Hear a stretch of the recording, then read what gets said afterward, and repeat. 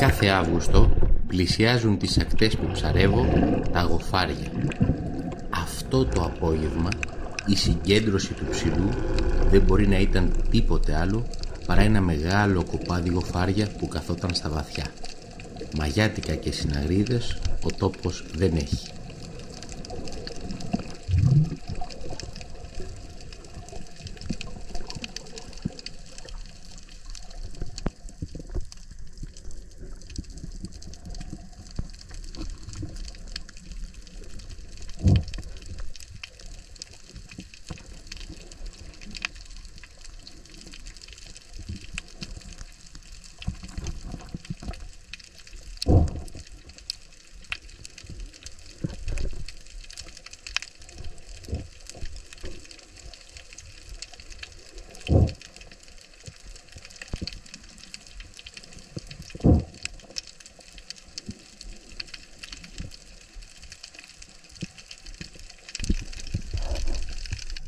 Δεύτερο σημάδι. Η κακοκαιρία έσπασε πολλά κλωβιά και απελευθερώθηκαν αρκετά κοπάδια από κλουβίσια ψάρια.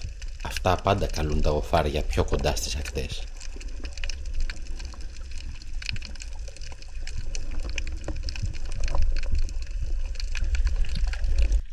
Τρίτο σημάδι. Να μια τσιπουρίτσα που τη γλίτωσε.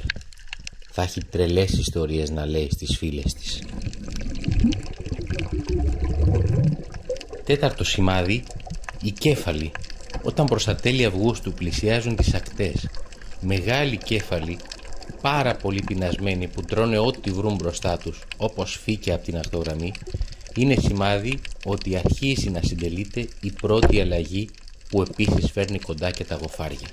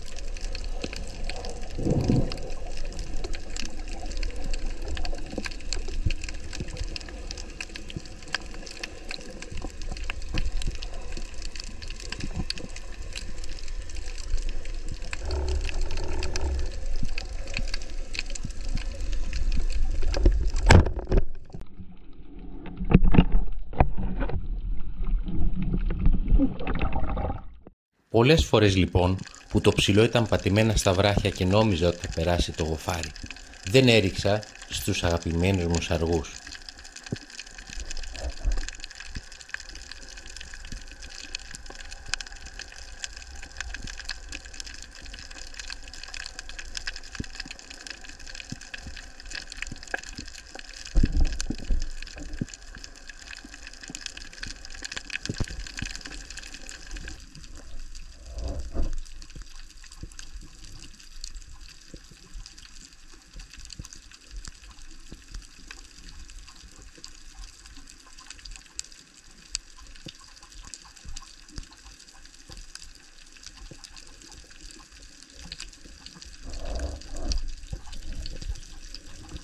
Κι άλλες τόσες φορές, από τη Βαρεμάρα, άρχισα να παίζω και να παρατηρώ τις όμορφες χελονίτσες.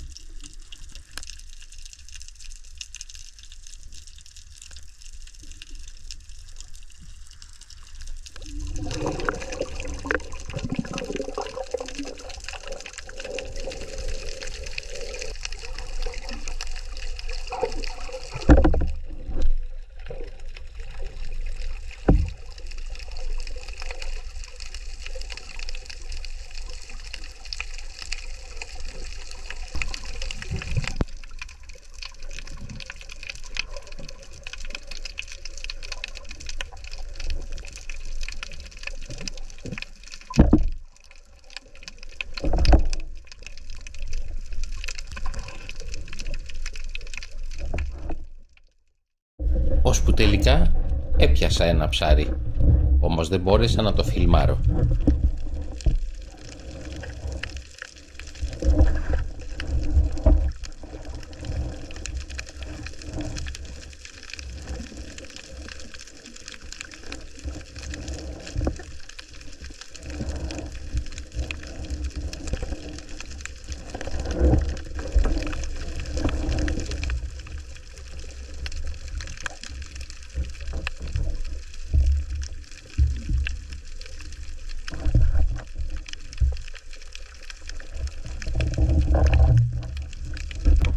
Το βοφάρι που μπαίνει σε βολή φέτος και δεν περνάει 10 μέτρα μακριά μου, είχα την κάμερα κλειστή.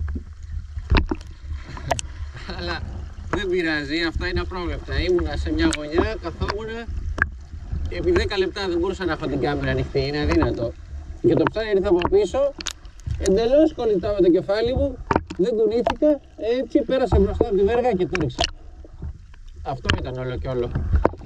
Εσείς είδατε από το πιάσουμε και μετά. Και ήταν και μικρό, δεν είναι κάτι τρελό δηλαδή, οπότε εντάξει. Πάμε για άλλα, για να δούμε, θα μας δώσει κανένα πλάνο. Δοκίμασα λοιπόν να πάω χαράματα στο μέρος που πιο πολύ ήμουνα σίγουρος ότι μπορεί να περνάει κάποιο καλό γοφάρι. Και όντως πέρασαν, αλλά πάλι δεν μου έδωσαν τη δυνατότητα να ρίξω.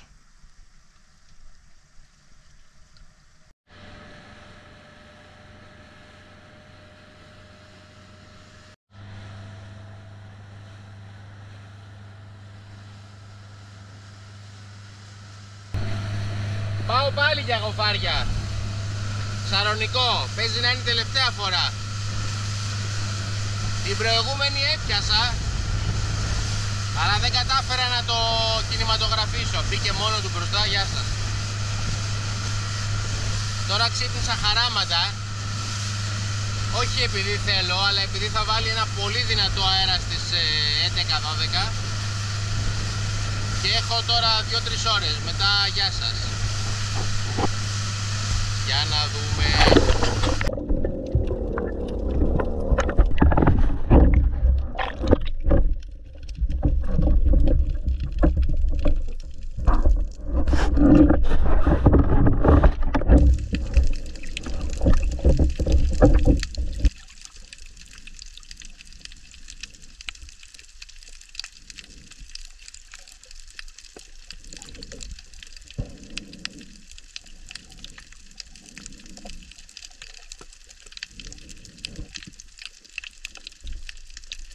Σε αυτό ακριβώς το σημείο περνάει πρώτα ένα ψάρι μόνο του και 2 αμέσως μετά, αρκετά πιο βιαστικά, όμως εκτός βολής όλα.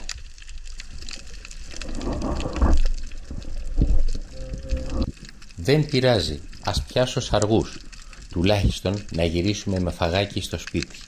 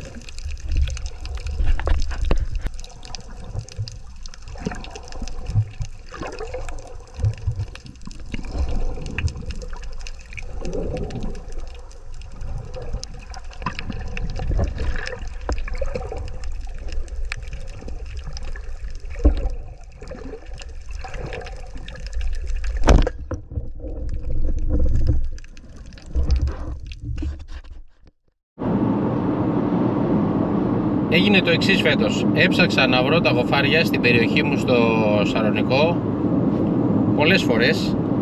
Τα είδα συμπτωματικά κάνοντας επιφανειακά καρτέρια, είτε περνάγαν από κάτω μου, είτε μακριά, είτε τα ένιωσα, είτε τα άκουσα, είτε είδα δαγκωμένο ψάρι,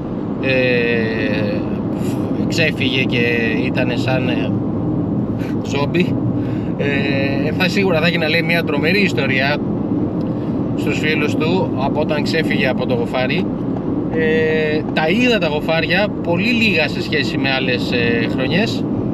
Κατάφερα μόνο ένα ψάρι το οποίο ήμουνα στην επιφάνεια, πέρασε από μπροστά, πριν ανάψω το φακό, το πιάσα, εντάξει, δεν ήταν κάποιο σπουδαίο ψάρι, τουλάχιστον έπιασα ένα γοφάρι. Θεωρώ ότι για την περιοχή μου το να πεις πάω για γοφάρια και πιάνω ένα, και αυτό το, πώς το λένε, αυτό μου κόστησε 4 ψαρέματα, πιάνοντας άλλα ψάρια, και έπιασα 1 στα 4, είναι πάρα πολύ μεγάλη επιτυχία, οπότε το παίρνω πάνω μου. Αλλά παρόλα αυτά δεν ελπίζω σε κάτι καλύτερο. Τις καλύτερες χρονιές έχω πιάσει 1 με 2 μεγάλα, να είναι εκεί στα 2-2,5 κιλά, αλλά δεν έχω πάρει ποτέ ούτε μεγάλο ψάρι, ούτε να πω ότι θα πιάσω 5-10 γοφάρια μέσα στον Αύγουστο ή τον Σεπτέμβρη. Αποφάσισα λοιπόν ότι για να πιάσω ένα γοφάρι της προκοπής θα πάω να ψαρέψω κέφαλους σε άλλη περιοχή και όχι στο Σαρονικό. Και ψαρεύοντας κέφαλους μπορεί να περάσει και ένα γοφάρι, αλλά το να πεις επί τούτου στα μέρη μας δίπλα στην Αθήνα πάω για γοφάρια είναι λίγο δύσκολο σε απόσταση 100 χιλιόμετρων από την Αθήνα έως πολύ. Πάω λοιπόν για κέφαλους και άμα κάτσει και έκανα καλό ψάρι, πολύ μεγάλη χαρά θα έχω. Πρώτο χειμωνιάτικο αυτοκινητήσιο, κυρίες και κύριοι, με το καλό. Να και κάτι που δεν περίμενα να πιάσω σε ριχά καρτέρια για κέφαλους. Μία σκιά στο τέλος της φυκιάδας μου κίνησε το ενδιαφέρον. Ένας ωραίος οικιός, από αυτούς που καιρό έχω να πιάσω επειδή δεν έχει πολλούς στα μέρη μου, θα γινότανε το σημερινό μου βραδινό.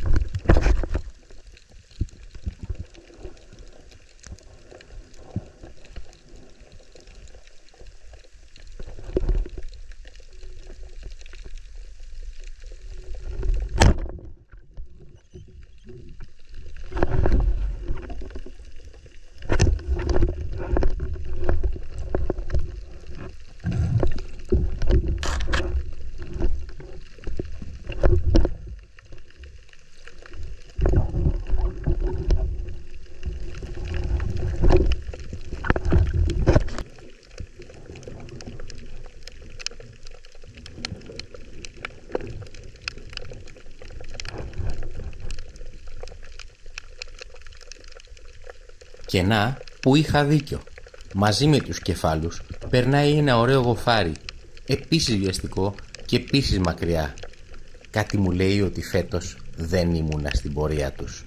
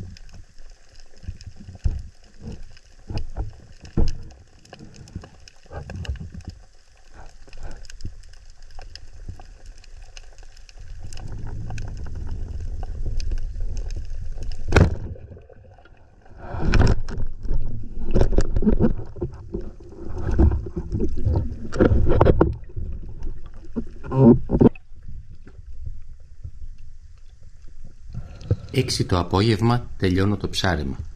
Με 26 βαθμούς επιφανείας, 107 βουτιές στο σύνολο, 1 ώρα και 22 λεπτά χρόνος βυθού. Κάπως έτσι είναι το ρηχό χειμωνιάτικο.